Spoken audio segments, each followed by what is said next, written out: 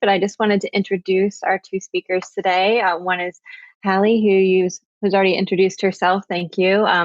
She's come from numerous leadership roles across different industries, and she is the founder of True Space Consulting, where their goal is to cultivate psychologically safe workplaces where people feel confident and celebrated for who they are at work. And she's hosting this with Josh Folk, who is a co-founder at IdeaScale, which is one of the largest idea management softwares in the world. He says that after 10 years of closely observing different innovation programs, he's come to the conclusion that successful innovation definitely starts with healthy leaders. So thank you very much, Josh and Hallie, and take it away. Awesome. Well, thank you so much, Jessica. And I'm so excited to be here, Hallie. We started to talk about the idea of, doing something for leaders a couple of months ago. For those of you that have not sort of participated in one of our webinars in the past, or maybe you haven't heard about it, we've done some stuff focused on the company, right? So sort of every employee and how do you work remotely, during the pandemic and addressing some of the challenges with that. But I started to notice that there really wasn't a lot being talked about with regards to leaders and how are they doing right now during a pandemic, on top of a ton of other things. And it's time to start that conversation. It's time to start talking about it. And I think it's really important, as Jessica just mentioned, because as it relates to innovation, I strongly believe that your company needs healthy leaders. So I'm excited for today. Hallie, thank you so much for joining me. It's finally here. And guess what? We're joined by other amazing leaders as well. So sure, it's our own experience and we're kind of leading the conversation, but I hope that through the opportunity to also connect with others, we're going to do some breakouts and some group discussion. You'll also learn a lot from the others in this meeting as well. So we'll talk more about that and kind of set some ground rules. But this is our time to be selfish. Right? That's why I'm most excited. We spend as leaders every single moment of the day thinking about others, thinking about our company, thinking about the people on our teams. And then you have the whole family stuff, right? Family, what's going on in the world? Okay, this is an hour for us just to think about ourselves. So take a deep breath. Doesn't that feel good? Yeah, let's be selfish for a little bit. Let's think about what we need. Who's really asked you that? Really, in the last 6 months, right? Hey, what do you need? Let's talk about what you need. What needs to change for you? How can we make things easier for you? Well, I'm asking that right now. Okay, so let's try and enjoy this. Okay, so servant leadership. Let's talk a little bit about that because that's where we start to go down this that's where the story starts, I think, for us as leaders. Really, since the pandemic began, right? If you go back to March, as a leader, whether you were born to lead or called to lead, you were kind of, sort of pushed into this moment where all of a sudden you had to grapple with change and think about what the company needed to move forward. You needed to really think about what your teammates, your employees needed to move forward.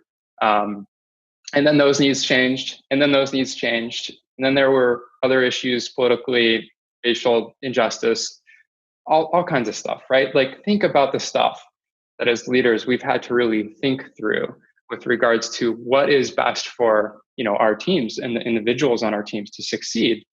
And normally during times of crisis, like that's a good thing. I think that's why you need leaders, right? Is to help individuals and organizations through times like that. But I'm here to tell you, this is not a normal crisis. This is one that has been ongoing. And guess what? It's not going to end anytime soon. So why does that matter? Because as good leadership, being servant leadership, looking out for the needs of those that are, that you're leading, we're thinking a lot about what they need and, all the time. And we're not thinking as a result, really enough about what we need right now.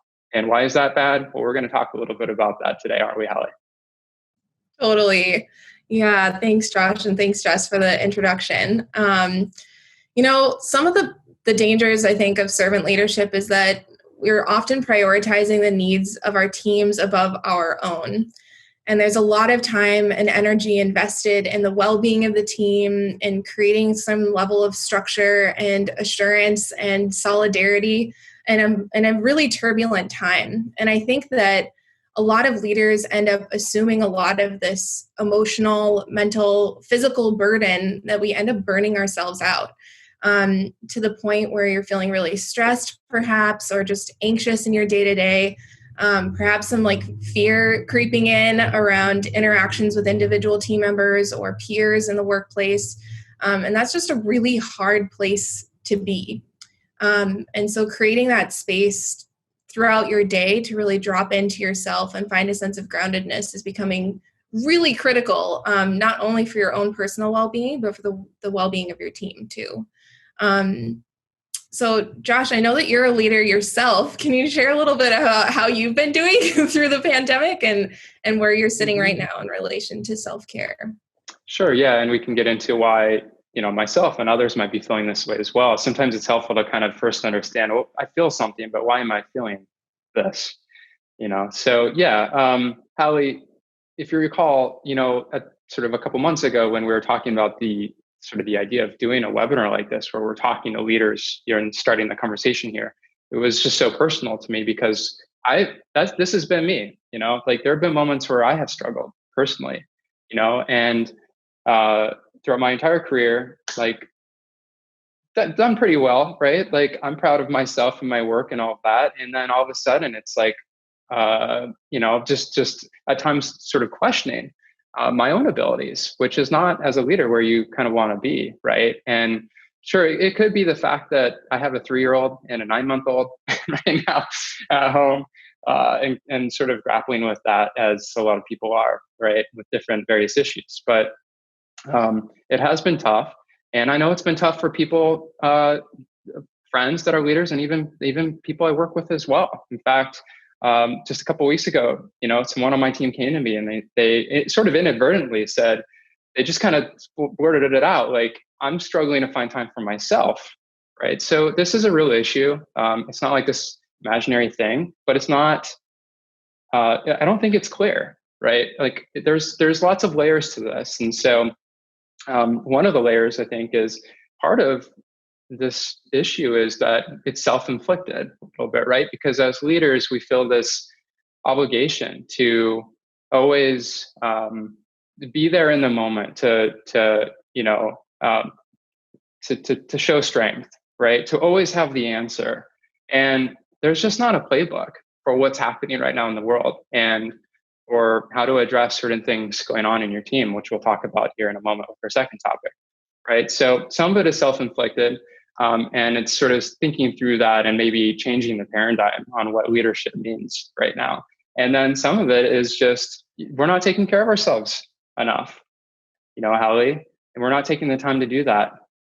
So talk about why that's important and maybe some tips, and it's a good transition into the kind of our first breakout here for today. Absolutely. You pulled out something that I think is really critical, which is sometimes it's self-inflicted. And I think as leaders, often I see in the people that I work with, leaders are some of the most high achieving individuals where they really take pride in their work, and really care very deeply about people. And I think that sometimes that is a trap because you're constantly setting really high expectations for yourself and you keep raising the bar around what good looks like. So if you're constantly raising the bar about what good looks like and you're on a bottom rung of a ladder, that leaves a huge gap for a lot of self-judgment and a lot of weight around expectations and how you might be feeling. Just to add to that too, I think with so much focus on our teams and the individuals, right? Like we've been really supportive in changing expectations for everyone else, but oftentimes not ourselves, right? Now, hopefully you work for a great company and from the top down, like those expectations are changing for everyone. But oftentimes in leadership roles, like, no, you just gotta get the job done, right? Same expectations, although you're expected to manage or change those for the people on your team. So that's a really, you're just thinking about sort of the added burden there that situation is creating, I think, for a lot of great leaders. Yeah, absolutely. And, leaning into why this is important and maybe a little bit around how, to draw this self-care component out. There's no one roadmap for what self-care might look like or feel like for you. And there are different methods to make it a little bit easier. I think limiting access to technology is one, like leaving some space for yourself in the morning and at night. That's just for you, where you're detaching from Slack, from email, because that can be really overwhelming. So just creating some of that space for yourself and your day-to-day can be really powerful. There are a couple other tips and tricks that I'd love to share, but actually we would love to create some space for each of you in small groups to talk about how things are going. We have a couple of guided questions for you to help get the conversation started, but don't feel obligated to stick to those. And then we'll come back into a group to debrief a little bit. Before we break out, though, just wanted to lay some quick ground rules. One, this is intended to be a safe space. So please share openly and honestly as much as you feel comfortable to share. This is going to be a space of confidentiality. So anything that's talked about here will not leave this Zoom. And I hope we can all agree to that together.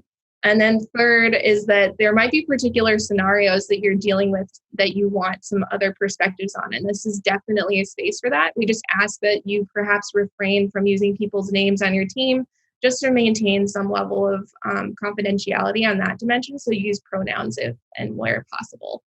So let's just do a quick snapshot of what the questions are, and then we can push them out to your groups as well. My hope is that the slide will stay up as we go into the breakout rooms. Here are the questions. We'll leave this up. We'll also post it in the chat if for some reason this does not stay up.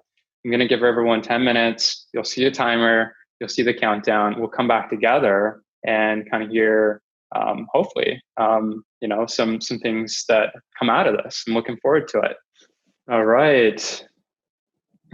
Welcome back, everyone. Hallie, welcome back. How was your breakout? It was so good. I was paired up with Gina and Greta, and the learnings that I got from that session were just awesome.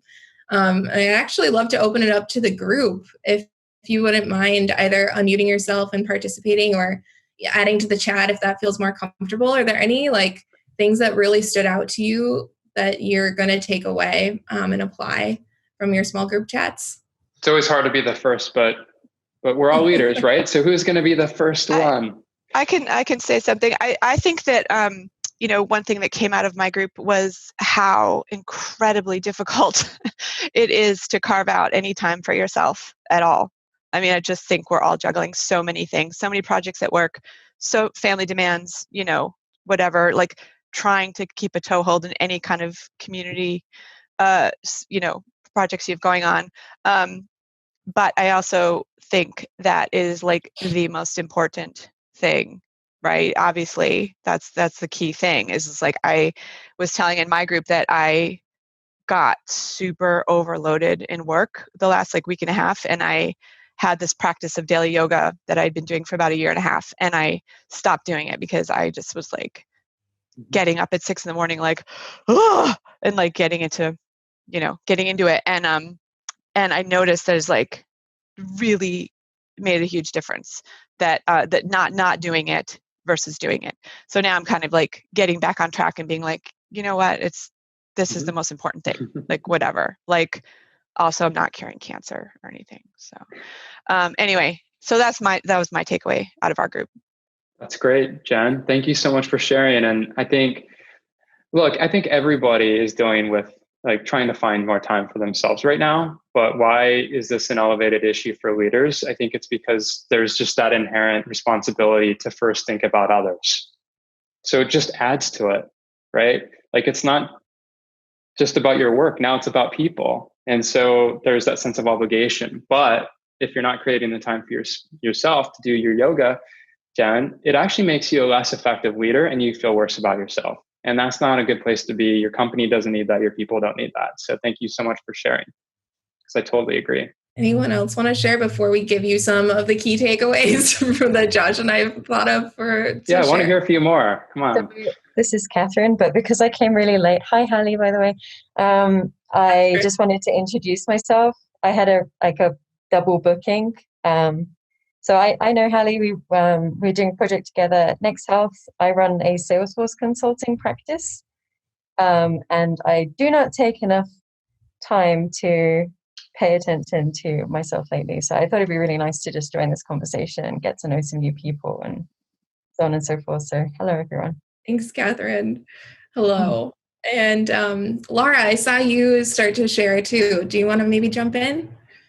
Oh yeah, I was just going to say in our group, we definitely mirrored kind of what Jen was saying, that, as leaders, it's hard to unplug and make sure there is time for yourself. So if you have any key takeaways or instances of how we can unplug and make time for ourselves, and I don't know how everyone else feels, but especially during the pandemic, we all have our laptops, our cell phones. We're so connected that makes it even harder to disconnect in some ways. Totally. Maybe this is a good segue into our next slide here, which are a couple of key takeaways that you can take with you. The first is to really draw hard and fast boundaries. So this might mean, putting your technology away, to your point, Laura, about it being just all consuming, to literally close your laptop at a certain time in the day to end your workday. I think that working from home, it's really challenging to figure out, like, when does work end? When does, like, what is life right now? So putting like a hard stop on your workday can be helpful. And then also, I don't know about you guys, but I slept with my cell phone a lot of the time, where it was my alarm clock, and putting that away at night and not looking at it. And I plug it in outside of my room so that I actually can't access it. Like, creating that boundary has been really helpful. Some of the other things that we thought would be great to share is asking your team for help and being open to empathy for others. I think there's a lot of focus on leaders being empathetic and compassionate with their teams, but oftentimes it's hard to receive that sometimes. So making that an intention and being open to that from your team members can be a healthy way to practice here. And Mike, from NYU, you just said that, right? So empathy and vulnerability. So I think, like, my number one sort of piece of advice here is don't underestimate your team. I think oftentimes as leaders, we always think we need, to figure it out, or this is, our moment to lead. Try shifting that, okay? It's your team's moment to lead, right? Why is that? Because as a good leader, you spent the last year, 2 years, 3 years, 5 years building your team up for this moment. Okay, this is not all on you. In fact, if you ask, they'll probably be pretty excited about helping to redefine what the future looks like, or how to create that balance that we're going to talk about in our next issue. So lean on them, be vulnerable. I think they will actually appreciate knowing that you don't have all the answers, and that there is an opportunity for them to help. And that's part of setting boundaries with your team as well. If you're not going to be online after 8 p.m., let them know, right? That's okay. They will understand. Trust me. They want you to be healthy too. Look, there's so many different issues to talk about. There's so many layers to this. And so Hallie and I had a really hard time kind of figuring out, well, what are the 2 things we talk about today? Because we were like, oh, there's 10 things we should talk about, whether it's communication or whatever, right? And so, and just a reminder that at the end of this, we are going to send out a survey. If this is a topic you enjoyed discussing and you would like to participate in more of these, let us know. That helps us know, like, this is helpful and we need to, we can keep talking on more topics related to this. But we ultimately chose remaining fair and balanced because this is an issue that continues to come up in my conversations with my, again, friends that are leaders in my network or even my own team. And so let me just start it off with a very clear example, which I'm sure we've all sort of had or heard, right? When the pandemic hit, childcare was a major issue for a lot of our employees, and yet the responsibilities, right, on those parents didn't change right away. And so I think for many leaders, we're kind of put in this dilemma: like, what do? Do you change expectations? How do you accommodate? What do you do with the work that they can no longer do effectively? Is it fair just to put that on others, on your team? So many questions that, were coming up for really the first time, I think, for a lot of leaders. And, the definition of underperforming is like not relevant in that situation almost, right? So it's sort of thinking that through, and there's no playbook for it again. So we felt like it would be helpful to maybe talk through this a little bit. And not that we have all the answers, but again, maybe in some of the breakouts, there some of you might. And we can at least get the conversation started and share some of, our own perspectives. I think about remaining fair and balanced. There's a different perception that people have of fair. Like each person has their own experience, and fair might be perceived in different ways. So as a leader, it's really hard sometimes to meet your team where they are, because there's like all of these different needs that your team might have. And as a leader, to enforce, for example, performance expectations right now can be really hard. Like everyone's working from home. Perhaps there's a little less visibility into each team member's work. And on top of that, to Josh's point, like each person has their own circumstances, which can just be really challenging. And so I'd love to share an example of something that I read about, actually, that was a really great demonstration, I think, of what vulnerability looks like as a leader, as well as remaining fair. So there was a company called Gravity Payments, and the CEO, his name is Dan Price. At the start of the pandemic, they were facing a really hard decision. It was either they go bankrupt or they let 20% of their workforce go. And Dan, being the leader that he is, was like, nope, that's unacceptable. Like neither of those things is fair. And so what he ended up doing, along with the COO of the company, they went out to all of the teams and basically asked them. They were like, this is the predicament that we're in. We don't like either of these options. Like, what can we do about this together? Like, what are some of the ideas? And what ended up happening is that each team was like, well, I could take a pay cut to stick around. And what they learned was that some people had certain financial needs and others had different financial needs. And so those who were earning more decided to give up more, and those who were earning less gave up a little bit. And they ended up maintaining enough funds to keep their business going for another 8 months without letting anybody go. So I think this is a really great example of how you can lean on your teams to be part of the solution, and asking them what they think is fair. And then it's on you as a leader. While people might have desires that they want, you might not be able to meet all those needs, but as a leader, at least you'll get their input. You can make a decision, justify why you're making that decision, and then move forward together as a team. So I just thought I would share that narrative. And any last thoughts, Josh, before we propel forward into our small group discussions? No, I think it's a good time to transition. I think my hope is that you will have real stories here to share. And what did you do in this situation? What mattered most to you? Did you try and own that decision yourself? Did you go to your team to try and figure it out together? So let's spend a few minutes. Let's spend 8 more minutes or so. Let's do the breakout. I'm going to split everyone up. Let's talk about this. These are the discussion questions. I know it's like sending versus chat is not always the best, like not the optimal way to share these. Again, for some reason, this slide doesn't stay. But so take a look at these just quickly. How do you set and enforce expectations across team members right now? Has there been an imbalance in workload? How do you lead through that imbalance? And then finally, when have you felt most flexible? What was that scenario and what did you learn? So lots of experience here in the room. And I think it's going to be an awesome breakout, and look forward to maybe hearing some of the stories when we come back together. All right. Welcome back, everyone. I hope that was fun. Hallie, was it fun for you? I mean, absolutely. I think connecting with other leaders is always such a gift, because we don't always do it the most often.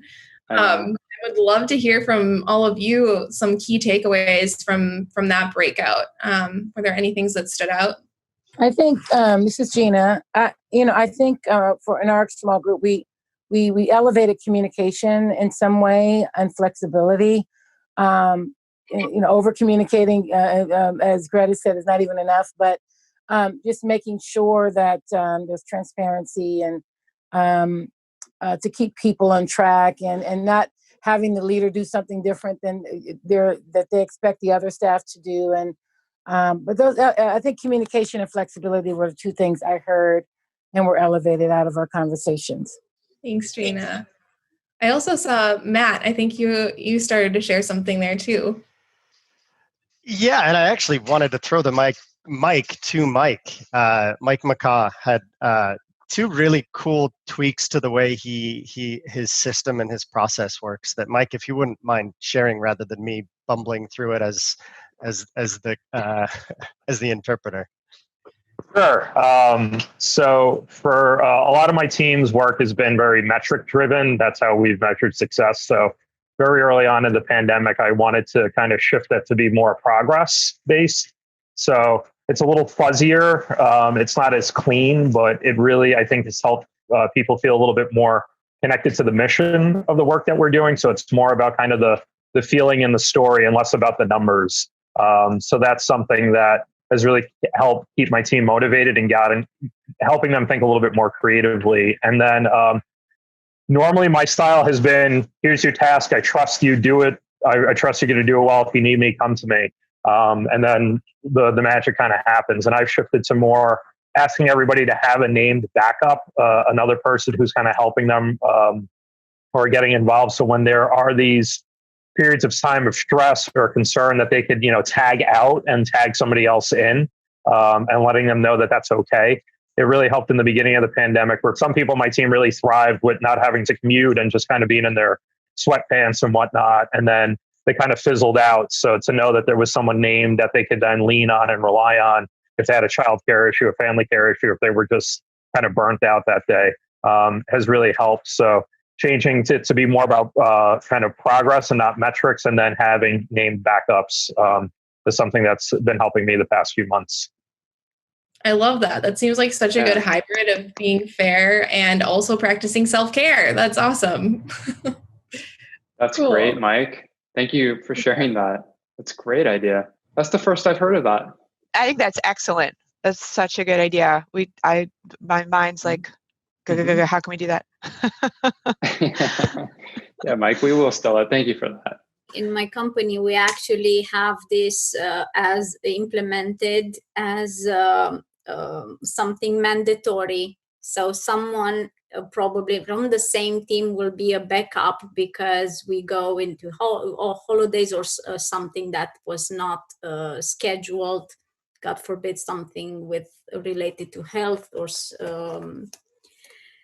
similar. So we do have procedures. We document everything. We actually document even exceptions. So we have this SharePoint or OneDrive where we gather these standard operational procedures. By the way, I work in finance. And we have everything documented and everybody has access, and it's divided on clusters. So each 6 months we go and review the procedures. We go and if we have standardization, we have improvements and so on, we modify this, and everybody at least has to be a backup for one of the team members, at least for the key tasks or for the daily tasks that we do, especially reporting. That's wonderful. Thanks for sharing, everyone. It's super helpful to hear just crowdsourced ideas. Maybe this is a good time to transition to our key takeaways. Sorry, Josh, go ahead. No, I was just going to say, it is a good transition, but maybe, so the idea of being fair and balanced is not necessarily as a leader, like going and thinking about the problem. It's more about making sure that everybody on the team has that opportunity to check out, I guess, right, if needed. Like that's what Mike's idea does, I think, in my opinion, is it takes the thinking away just from what you see as the problem right now, and it sort of evenly distributes the opportunity to have that time, right, if your team needs it. And then as a result, I imagine it starts to kind of all work together a little bit better than maybe just focusing on, again, the problem or a particular individual. I like that. What else do we have, Hallie? What else are we thinking? What can we give? What can we give these people? What can we leave them with? There are so many different things that you can do, and maybe we can pull out a couple on this slide. One, I think setting short-term goals, like to maintain that sense of flexibility, to Gina's point earlier, can be a really great way to unite a team and to not be looking so far ahead. Like maybe this isn't the time for a long-term plan, but And then the other thing actually is shameless plug for IdeaScale, I think, is asking teams what they think is fair. And IdeaScale is actually a really great tool to do that. So I'm going to pass it over to Josh to talk about that. Yeah. So if you're an IdeaScale customer, you're running, I think you're hearing from us, or you're running campaigns all the time to your workforce on issues that can create a more positive culture, or deal with particular issues and opportunities. But I thought I would sort of help by offering up some questions that you can engage just leaders on to kind of address some of the challenges that we're talking about today. So if you're in a big organization where it makes sense to bring them together in a private campaign, we can help you do that. And you're welcome to use some of these questions to get that conversation started again within your own organization to keep it going, outside of this. So if you want to know how to do this, or maybe you already know how, or if you want the questions again, just ask your innovation strategist, or ping myself as well. And we'll try and help you any way we can. Cool. Thanks, Josh. And I think, you guys will be getting a copy of this deck. So there are some takeaways there that we didn't really talk about that might be valuable for you. So don't worry, you'll get a recording of this session, which you're welcome to share internally with your fellow leaders if they weren't able to attend today. And then the slides, and even using those discussion questions, if you think it would be valuable to take those and do that within your own group of leaders, you're welcome to take that and use them as you wish.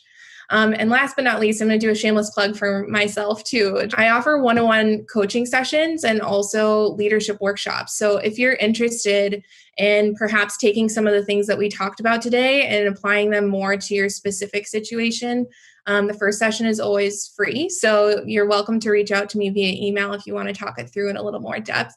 And then I also offer workshops. So there's a 3-hour workshop coming up in January that's going to be focused on processing your own how you mentally sabotage yourself and your own way of thinking. We all have these. It's just based on how we've grown up. And they're like the voice in our head that tells us we can't. And so there will be a workshop on diagnosing those and learning more about yourself and the way your mind works. And then also a component on values and how you lead from a values first place with vulnerability and authenticity. So if you're interested in either of those things, you're welcome to email me. Or if you're interested in a personalized or a custom workshop for your company or your team, I also do those too that are custom. So feel free to email me, hallie.pond@truespaceconsulting.com. And Hallie, thank you for working with me on this. I hope, and thank you to everyone, for spending some time with us. I hope just being here for the hour made you think a little bit more about yourself and how important that is. And I wish everyone the best of luck. Again, I think Hallie, we are going to send out a survey after this. So please tell us, what you thought of our session today. Again, it's just the beginning. I think it's a conversation that, can be ongoing, and stay in touch. Let me know, how you're dealing with these things, or if something new pops up. I would love to hear from you. And again, thank you so much. And thank you, Jessica. Thank you, Jessica. Thanks, everybody. I got to jump off now. Nice meeting you all. Bye-bye. Bye. Thank you all. Be well. Bye. Thanks, everybody. Bye.